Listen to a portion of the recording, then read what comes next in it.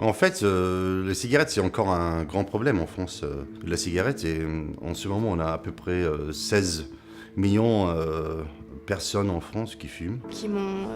Qui ont participé à me rendre très malade quand j'avais 18 ans. En France, pour y arriver, il faut mieux comprendre les fumeurs. Bien comprendre que la cigarette, c'est pas que la cigarette et la nicotine.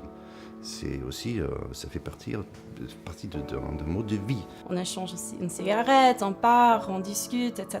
Au café, au bar. Je pense que c'est pas que les femmes, mais c'est les hommes aussi, bien sûr. J'ai commencé à fumer, j'étais en seconde, avec les copains pour le moment de convivialité, faire comme tout le monde et avoir l'air cool. On n'avait pas l'habitude, par exemple, de voir les personnes les plus jeunes, entre 20 et 30 ans, s'intéresser à l'arrêt du tabac. Ce qui est le cas maintenant avec la vape. Elle avait commencé avec moi la cigarette électronique, on a fait ça à peu près ensemble.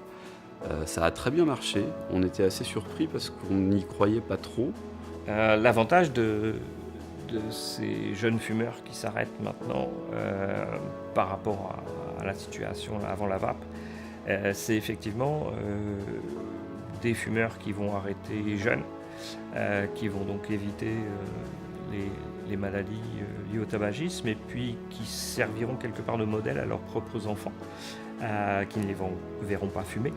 Et pouvoir me projeter dans un avenir, fonder une famille, pour moi c'était important. Donc je me suis dit pourquoi pas la vape. Donc nous allons dans le bon sens, mais et donc ça c'est quelque chose de très important pour la santé publique et pour que les gens arrêtent de fumer. Il faut qu'il y ait un élément culturel de les encourager à cesser.